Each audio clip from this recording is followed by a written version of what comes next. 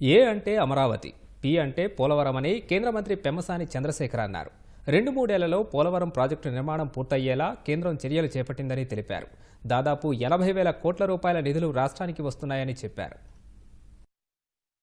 AP అంటే చంద్రబాబు నాయుడు గారికి కానీ మనకు కానీ ఇంకెవరికైనా కూడా ఏ అంటే అమరావతి, పి అంటే పోలవరం.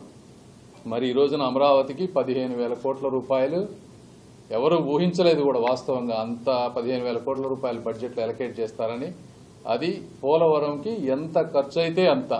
పోలవరం డయాఫ్రమ్ వాల్ ఇవన్నీ పాడైపోయి 400 కోట్లు అవ్వాల్సింది ఈరోజు మళ్ళీ 900 కోట్లు అయ్యేటువంటి పరిస్థితి. కాస్ట్ ఎస్కలేషన్స్ ఉన్నా కూడా వచ్చే 2-3 సంవత్సరాల్లో దీన్ని పూర్తిగా ఫినిష్ చేసే విధంగా కంప్లీట్గా వాళ్ళు కంట్రోల్ తీసుకొని ఆంధ్రప్రదేశ్కి పోలవరం అనే దాన్ని ఇవ్వబోతా ఉన్నారు. అదేవిధంగా రైల్వే ఇక్కడ అమరావతిలో తీసుకుంటే దాదాపుగా 2,500 కోట్లతోటి exclusive capital oriented rail line already మనకు శాంక్షన్ అయింది.